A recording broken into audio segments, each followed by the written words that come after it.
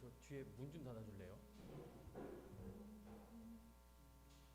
자, 우리 시간이 되었으므로 청년부 예배를 시작하도록 하겠습니다. 우리 이제 함께 또 주일 예배를 드리기 위해 또 온라인과 예배당에 모인 여러분 모두 주님의 이름으로 환영합니다. 우리 다 같이 사도신경으로 우리의 신앙을 고백하겠습니다.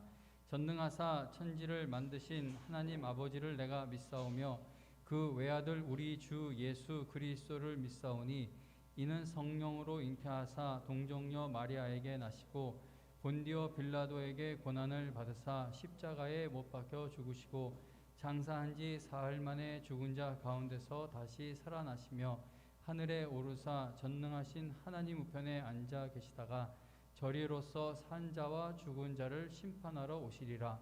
성령을 믿사오며 거룩한 공회와 성도가 서로 교통하는 것과 죄를 사하여 주시는 것과 몸이 다시 사는 것과 영원히 사는 것을 믿사옵나이다. 아멘. 찬송가 446장 찬송가 446장 찬송 부른 후 조원산 형제의 대표 기도가 있겠습니다.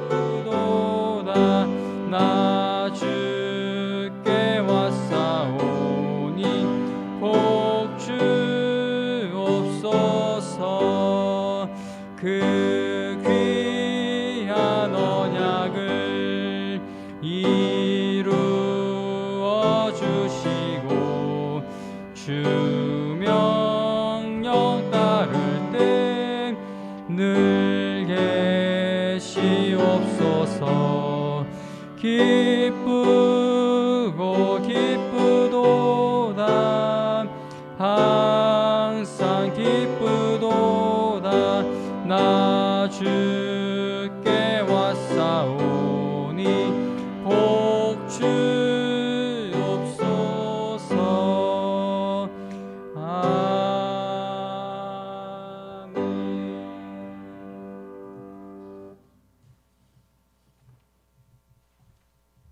이거 쓰고 해요? 기도드리시겠습니다. 사랑의 주인 감사합니다. 우리도 또 한 주간 잘 버티고 또 많은 인원은 아니지만 그래도 예배당에 나와서 이렇게 예배 드리실 수 있게 해주신 것 감사합니다.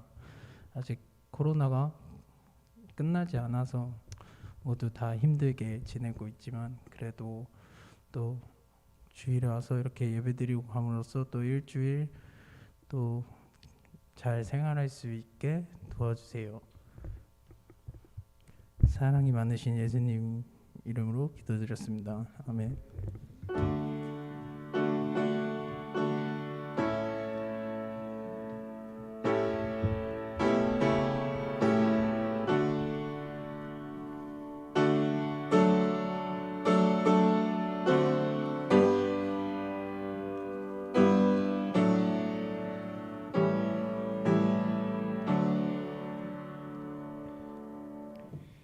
오늘 우리가 함께 은혜 받을 하나님 말씀은 시편 34편 8절부터 10절입니다. 시편 34편 8절에서 10절 말씀 찾으셨나요? 시편 34편 8절에서 10절 하나님의 말씀 읽어드립니다. 너희는 여호와의 선하심을 맛보아 알지어다. 그에게 피하는 자는 복이 있도다. 너희 성도들아 여호와를 경외하라. 그를 경외하는 자에게는 부족함이 없도다. 젊은 사자는 궁핍하여 줄일지라도 여호와를 찾는 자는 모든 좋은 것에 부족함이 없으리로다. 아멘. 자, 오늘 이 전할 설교 말씀의 본문과 제목은요, 지난 3월에 전했던 설교와 같습니다. 그래서 이 설교 제목 옆에 2라는 숫자가 붙어 있죠. 그래서 하나님의 선하심을 맛보아 알지어다 라고 3월에 한번 전했었는데, 같은 제목과 본문으로 한 번 더 하나님의 말씀을 증거하고자 합니다. 시편 34편에는 다윗이 아비멜렉 앞에서 미친 채 하다가 쫓겨나서 지은 시라는 표제가 붙어 있죠. 다윗이 아비멜렉 앞에서 미친 사람처럼 연기해야 했던 그 사건은 사무엘상 21장에 기록이 되어 있습니다. 시편 34편은 사무엘상 21장을 배경으로 기록된 말씀인 겁니다. 사무엘상 21장에 보면 이제 다윗이 사울 왕에게 쫓기다가 더 이상 숨을 수 있는 곳을 찾기가 힘들어지자 이스라엘에게는 원수 나라인 블레셋으로 피신을 하게 됩니다. 자, 블레셋은 5개의 성읍이 연합한 국가였는데 다윗은 아기스가 다스리는 가드라는 곳으로 피신합니다. 자, 가드는 다윗이 죽였던 골리앗의 고향입니다. 그러므로 이 가드 사람들은 다윗을 증오하고 있었겠죠. 다윗이 목숨을 걸고 골리앗의 고향인 가드로 피신했던 것을 보면은 그가 얼마나 다급하게 사울 왕을 피해 도망 다니고 있었는지 알 수 있습니다. 뭐 도망가고 싶어서 거기 간 게 아니라 도저히 피할 곳이 없어서 거기까지 피신을 하게 된 겁니다. 다윗이 사울 왕을 피하기 위해 어쩔 수 없이 가드 왕 아기스에게 피하였을 때 그곳에 있던 신하들이 다윗을 알아보았어요. 저거 다윗 아니냐고. 저거 우리의 적군 그 군인들에서 유명한 다윗 아니냐라고 알아보았습니다. 가드 사람들이 다윗을 알아보자 다윗은 심히 두려워하게 됩니다. 그런데 가드 왕 아기스가 이제 자기 정체를 알아볼까봐 다윗이 막 두려워했는데, 그래서 혹시 이 얘기 여러분들 알고 있나요? 그래서 다윗이 어떤 짓을 했는지, 어떤 행동을 했는지 여러분 혹시 압니까? 가드 왕 아기스가 혹시라도 자기 정체를 알아차리게 될까봐 두려움에 사로잡힌 다윗은 살아남기 위해 그들 앞에서 막 문짝을 긁적거리기도 하고 수염에 침을 흘리면서 미친 사람인 것처럼 연기를 했습니다. 얼마나 비참한 모습입니까? 미친 척하는 다윗의 연기에 속은 아기스는 다윗을 그저 정신 나간 사람 정도로만 보고 다윗에게 신경을 쓰지 않았습니다. 그렇게 위기를 모면한 다윗은 가드를 무사히 떠나게 되어 유다 땅에 있는 아둘람 동굴로 피신을 하게 됩니다. 자, 그때 다윗이 유다 땅으로 왔다는 소식을 듣게 된 그의 형제들과 아버지의 온 집이 다윗을 의지하기 위해 그를 찾아오게 됩니다. 그리고 가족만 찾아온 게 아니라 막 여기저기서 많은 사람들이 다윗을 찾아왔습니다. 자, 그런데 다윗을 찾아왔던 사람들을 보면은요, 다윗에게 도움될 만한 사람이 별로 없어 보였습니다. 사무엘상 22장 2절에 보면 환난당한 모든 자와 빚진 모든 자와 마음이 원통한 자가 다 다윗에게로 모였고 그는 그들의 우두머리가 되었는데 다윗과 함께한 자가 400명 가량이었더라 라고 말씀합니다. 여러분 도망 다녀 본 적 있어요? 도망 다니는 건요, 혼자서 숨고 이렇게 여기저기 피해 다니는 것도 보통 어려운 일이 아닙니다. 그런데 다윗은 그냥 400명이 아니라 마음의 상처가 가득한 400여 명의 무리와 함께 움직여야 하는 상황이었습니다. 다윗은 이러한 고난을 겪으면서 시편 34편의 말씀을 기록한 겁니다. 우리가 너무나도 어려운 일을 당하고 있거나 또는 나에게 큰 상처를 주는 사람을 만나게 되었을 때 내 마음을 솔직하게 드러내는 기도문을 적어보라고 하거나 또는 간증을 해보라고 한다면 우리는 어떤 내용의 기도와 간증을 하게 될 것 같습니까?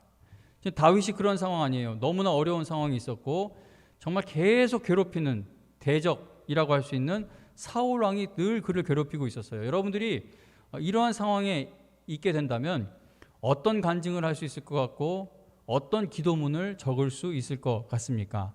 다윗이 고난당하는 중에 기록한 이 본문의 말씀을 보면은 그는 큰 어려움을 당하면서도 하나님을 찬양했고 하나님의 선하심에 대한 확신을 간증했습니다.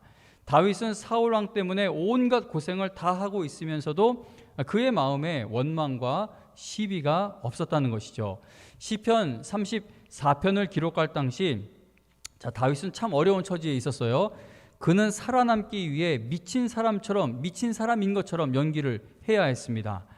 다윗을 택하시고 다윗에게 기름 붓게 하신 하나님은 도대체 어디에 계신 것인지 다윗을 죽이려고 쫓아다니고 있는 사울 왕을 그대로 놔두고 계십니다. 다윗은 그가 당하는 그 어려운 고난이 언제 끝나게 될지 전혀 알지 못해서 괴로워하고 있는 상황입니다.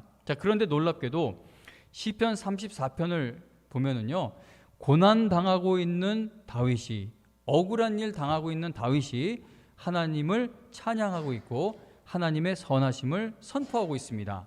우리가 읽은 8절 말씀 있죠. 34편 8절에 이 말씀이 너희는 여호와의 선하심을 맛보아 알라라는 이 말씀이 시편 34편의 주제라고 할 수 있습니다. 다윗은 고난을 당하면서도 하나님의 선하심을 찬양했습니다. 다윗은 사람들을 향해 너희도 나와 함께 하나님의 선하심을 경험하자고 외치고 있는 겁니다. 34편 1절에 보면은요, 다윗은 내가 여호와를 항상 송축하며 내 입술로 항상 주를 찬양하리이다 라고 노래를 합니다. 다윗은 어떤 일을 당해도 모든 상황에서 하나님을 송축하겠다고 결심을 한 겁니다. 좋은 일이 있을 때에만 하나님을 찬송하고 감사하겠다는 것이 아니라 내 인생에서 일어나는 모든 사건과 상황 속에서, 심지어 사울 왕과 같은 사람에게 괴롭힘을 당하고 있는 그 상황에서도 나는 언제나 하나님을 송축하고 하나님께 찬송을 드리겠다라고 고백한 겁니다. 그러니까 어떤 방해가 있어도 하나님을 예배하는 자가 되겠다는 결심이 있는 것이죠. 다윗은 사울 왕에게 쫓기고 있었지만 그럼에도 불구하고 그는 하나님을 찬송하였습니다. 그리고 2절에 보면 다윗은 내 영혼이 여호와를 자랑하리니 곤고한 자들이 이를 듣고 기뻐하리로다 라고 노래를 합니다.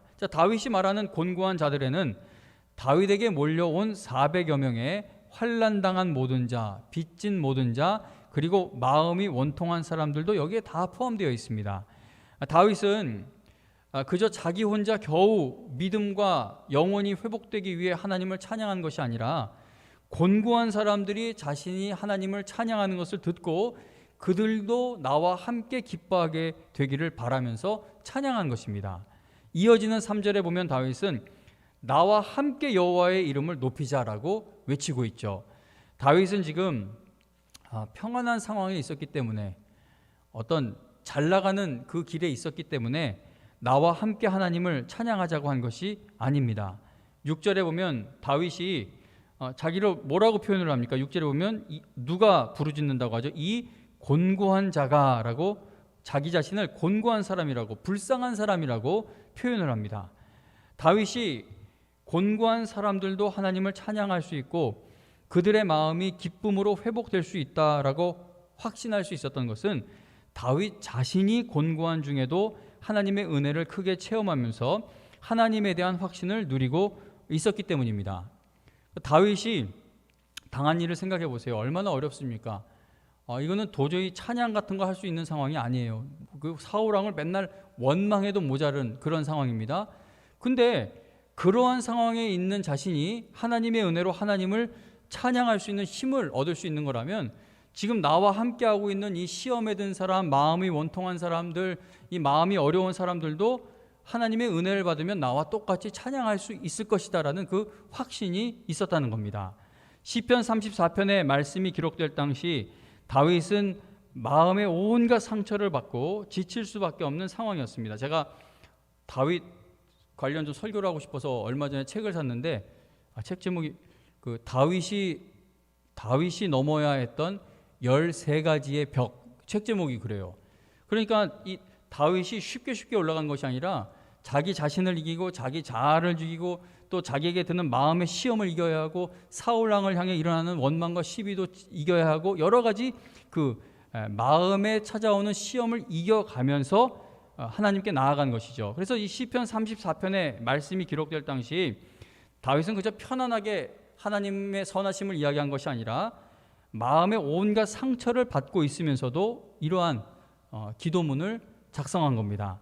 다윗과 함께하고 있는 사람들도 모두 지칠 수밖에 없는 환경이었어요. 그러나 다윗은 나는 하나님을 찬양하겠다라고 결심했다는 겁니다. 다윗이 최악의 상황에서도 하나님을 찬양하겠다고 다짐할 수 있었던 것은 그가 곤고한 날에도 하나님을 경험하였기 때문입니다. 예를 들어 4절에 보면 다윗은 내가 여호와께 간구하매 내게 응답하시고 내 모든 두려움에서 나를 건지셨도다라고 간증합니다.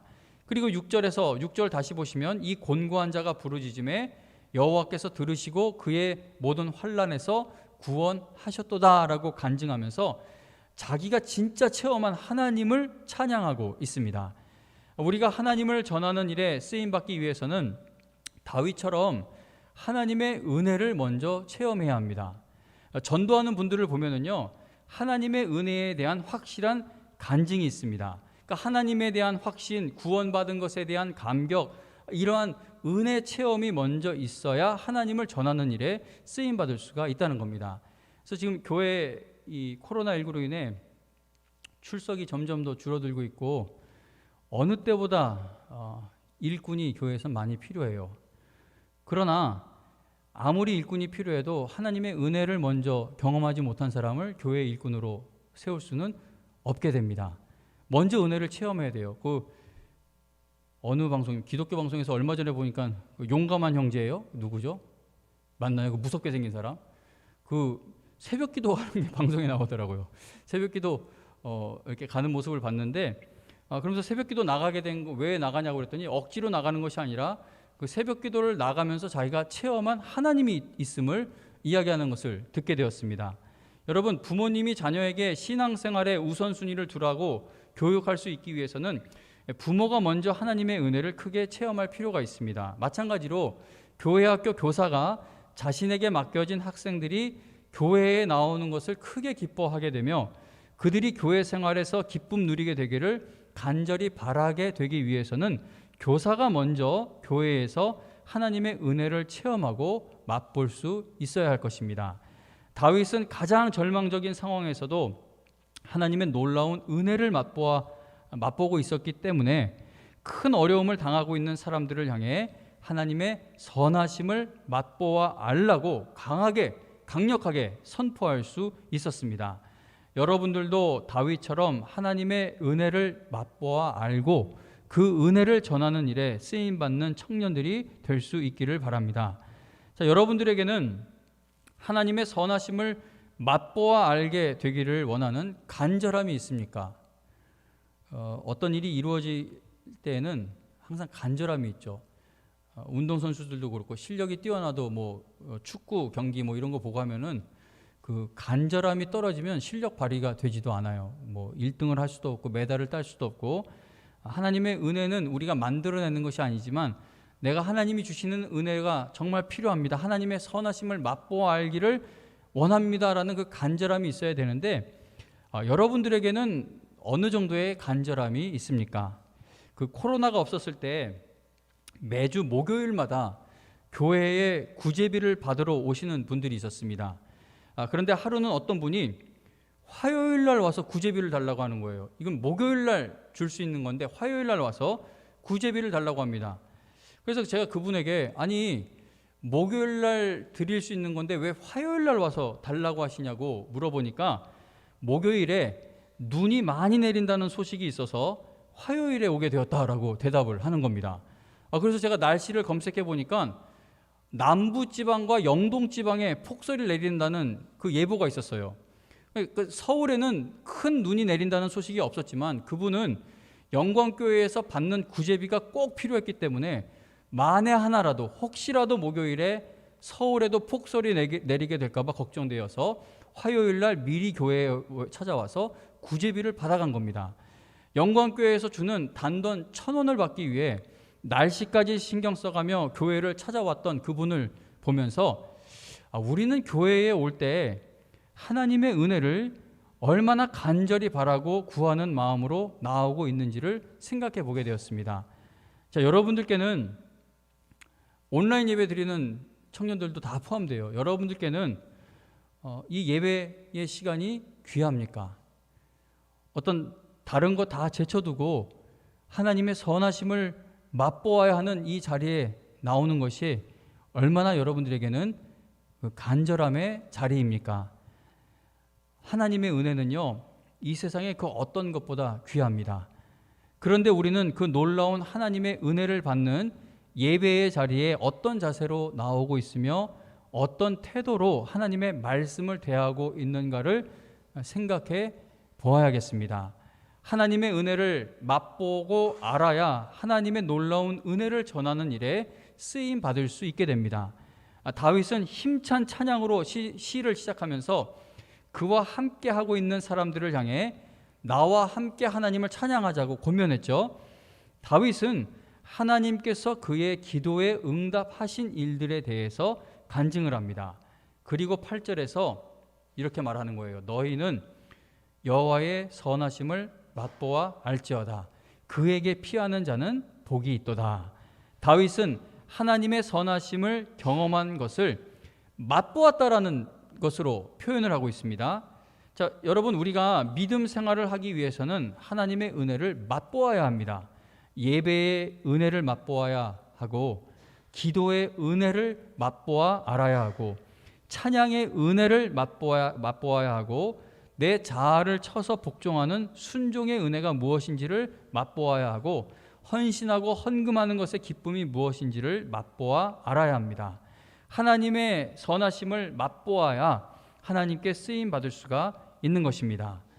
8절에서 여호와의 선하심을 맛보아 알라고 말한 다윗은 바로 이어지는 9절에서 여호와를 경외하는 자에게는 부족함이 없다고 외치죠. 그리고 그 다음 10절에서 여호와를 찾는 자는 모든 좋은 것에 부족함이 없다고 선포합니다. 다윗은 하나님의 은혜를 맛보아 알았기 때문에 그는 하나님께 피하는 자는 복이 있다는 사실을 담대하게 선포할 수 있었던 겁니다. 청년부 성도님 여러분, 그러면 우리가 어떤 훌륭한 일을 해야 하나님의 선하심을 맛보아 알 수 있겠습니까? 우리가 세상에서는 뭔가 얻기 위해서는 어떤 큰 업적을 남겨야 하지 않겠습니까? 우리 아까 청년들 잠깐 예배 시작하기 전에 연봉에 대해서 이렇게 얘기 주고받는 걸 들었는데요. 그러니까 연봉이 높은 직업을 받기 위해서는 어떤 그 큰 실력이 있어야 하고 뭔가 업적을 남겨야 이렇게 우리가 인컴이 늘어나는 건 아니겠습니까? 그러면 정말 그 하나님의 놀라운 선하심을 맛보아 알 수 있기 위해서는 우리가 어떤 훌륭한 일을 해야 할까요? 성경에서 하나님께 크게 쓰임 받았던 믿음의 성도들을 보면은 그들이 다른 사람들보다 어떤 큰 업적을 남기거나 큰 능력을 가지고 있었기 때문이 아님을 알려줍니다. 아브라함을 한번 생각해 보세요. 아브라함이 어떤 훌륭한 일을 했기 때문에 하나님의 선하심을 맛보게 된 겁니까? 아브라함은요, 하나님께서 가라고 하시는 그 땅에 가서 거기에 장막 치고 텐트 치고 살며 여기저기 떠돌아다녔습니다. 약속의 땅에서 어떤 큰 나라를 건국했던 것도 아니죠. 그는 약속의 땅에서 자기가 소유한 땅 한 평 없이 나그네 생활을 하면서 하나님의 복과 은혜를 체험했습니다.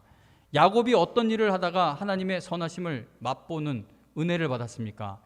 야곱은 자신이 저지른 크고 작은 실수와 잘못들로 인해 수많은 아픔과 슬픔을 당해야 했습니다. 그렇게 야곱은 험악한 세월을 살아내면서 하나님의 선하심을 맛보게 됩니다.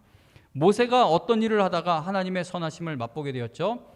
모세는 하나님께서 맡기신 이스라엘 백성들을 인도하느라 광야에서 수많은 어려움을 당하다 결국 자기 자신도 약속의 땅에 들어가지 못하게 됩니다.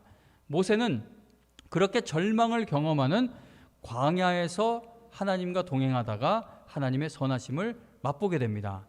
룻이라는 인물, 룻이라는 여인이 어떤 일을 하다가 하나님의 선하심을 맛보았습니까? 룻은 과부가 된 시어머니, 또 과부가 된 자기 자신, 서로 굶어 죽지 않기 위해 남의 밭에 떨어져 있는 이삭을 날마다 주워 먹다가 하나님의 선하심을 맛보게 되었습니다. 바울 사도가 어떤 일을 하다가 하나님의 선하심을 맛보았습니까? 바울 사도는 큰 고난과 고통과 핍박을 감당하며 하루하루 복음을 전하다가 하나님의 크신 은혜를 맛보게 되었습니다.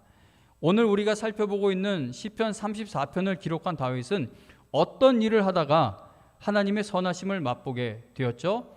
다윗은 가족들에게 무시당하며 홀로 양을 치는 들판에서 하나님의 선하심을 맛보게 되었습니다. 그러니까 다윗은 왕이 되고 나서야 내가 이제 왕이 됐네, 내가 이제야 하나님의 선하심을 맛보아 알게 되었다라고 그렇게 하지 않았어요.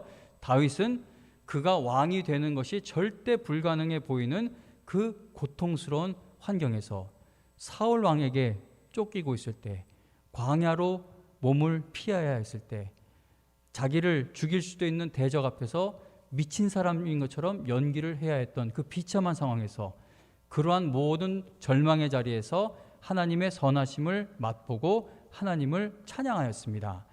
여러분들의 고된 하루하루가 하나님의 선하심을 체험하고 확인할 수 있는 자리라는 것을 여러분 절대 잊지 말기를 바랍니다.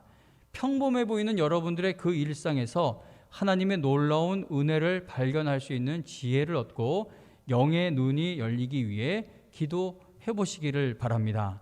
시편 34편 8절부터 10절 말씀, 우리 오늘 본문 34편 8절에서 10절 말씀을 한 목소리로 읽고 오늘 말씀을 마치도록 하겠습니다. 시편 34편 8절에서 10절 함께 읽습니다. 시작. 너희는 여호와의 선하심을 맛보아 알지어다.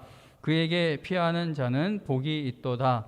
너희 성도들아 여호와를 경외하라. 그를 경외하는 자에게는 부족함이 없도다. 젊은 사자는 궁핍하여 줄일지라도 여호와를 찾는 자는 모든 좋은 것에 부족함이 없으리로다. 아멘. 자, 우리 청년 여러분, 여러분들도 이렇게 하나님을 전할 수 있겠습니까? 여러분들 이런 하나님을 만나셨습니까? 이러한 체험이 있으십니까? 이러한 하나님을 아직 경험하지 못했다면 여러분들에게 하나님이, 여러분들을 돌보시는 하나님이 실력이 없거나 능력이 부족한 분이시기 때문이 아니라 우리가 그분께 가까이 나아가고자 하는 그 갈급함이 없기 때문일 가능성이 매우 높습니다. 여러분, 다윗이 어떤 때 이 고백을 할 수 있게 되었죠? 가장 소망이 없을 때, 가장 어려운 때, 가장 부정적인 환경에서 이 믿음의 고백을 할 수 있었습니다. 그렇다면 여러분들도 이러한 은혜의 체험을 분명히 할 수 있다는 겁니다. 여러분들 모두 여호와의 선하심을 맛보아 알고 그 하나님을 전하는 일에 쓰임 받을 수 있기를 바랍니다. 다윗처럼 하나님의 놀라운 은혜를 맛보고 그리고 맛본 그 하나님의 은혜를 힘껏 전하는 일에 쓰임 받는 여러분과 제가 되기를 주님의 이름으로 축원합니다. 찬송가 310장 찬송 부르면서 준비한 헌금 드릴게요. 310장입니다.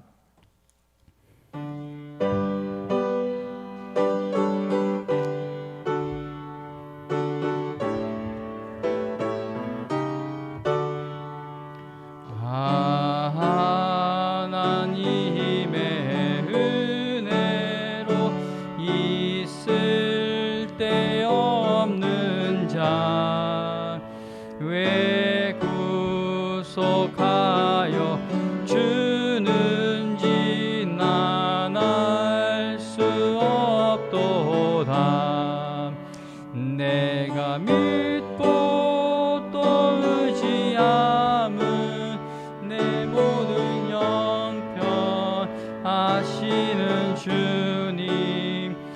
늘 보호해 주실 것을 나는 확실히 아는.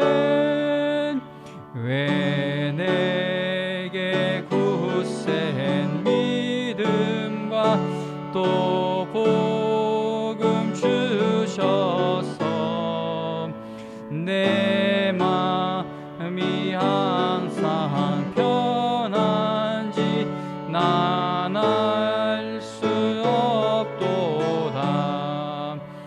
내가 믿고 또 의지함은 내 모든 형편 하시는 주님 늘 보호해 주실 것을 나는 확실히 아는.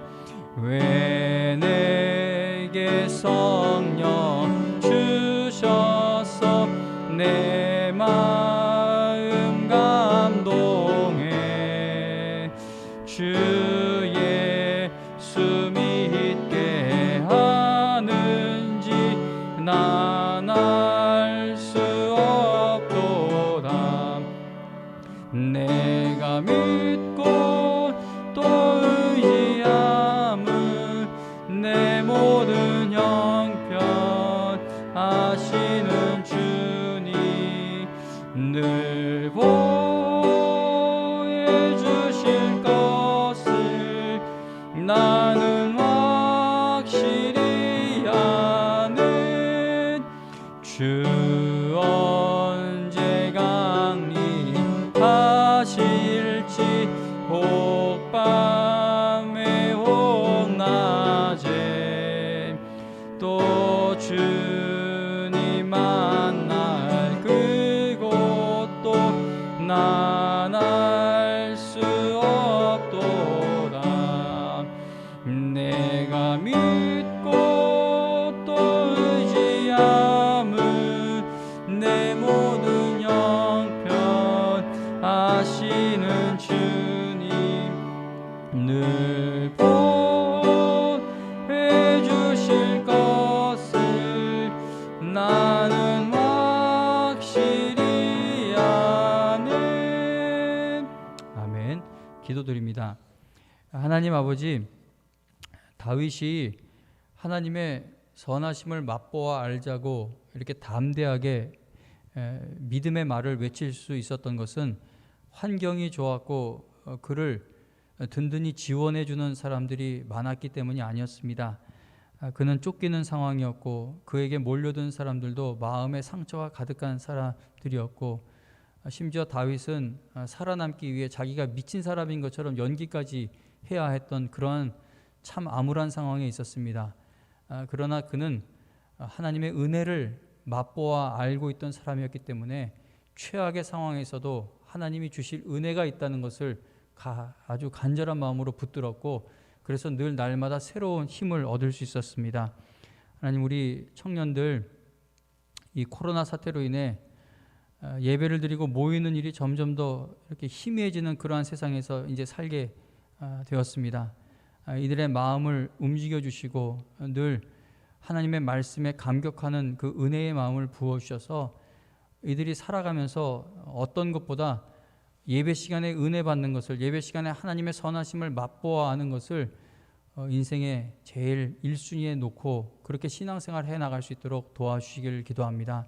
그래서 이들도 어떤 상황에서도 다윗처럼 여호와의 선하심을 맛보아 알고 그 하나님의 선하심을 전하는 일에 쓰임받는 우리 영광의 청년들 되게 하여 주시옵소서. 오늘도 하나님 앞에 우리의 마음을 드립니다. 하늘나라의 확장과 영광을 위해 사용하여 주시고 또 청년의 때부터 하나님께 드리는 이 손길들 굳세게 붙들어 주셔서 하늘나라 가는 그날까지 드리는 일에 있어 힘 잃지 않는 우리 모든 청년들 되게 하여 주시옵소서. 예수님의 이름으로 기도합니다. 아멘. 축도로 마칠게요. 이제는 우리 주 예수 그리스도의 은혜와 하나님 아버지의 극진하신 사랑과 성령님의 인도하시며 교통하시며 또 우리의 기도를 도우시는 그 놀라운 은혜가 오늘 이 예배를 드리며 내 남은 일생 하나님의 선하심을 맛보아 알게 되기를 바라며 또 각자의 처소로 돌아가는 우리 모든 영광의 청년들 머리 위에 지금으로부터 영원토록 함께하여 주시기를 간절히 축원하옵나이다. 아멘. 감사합니다.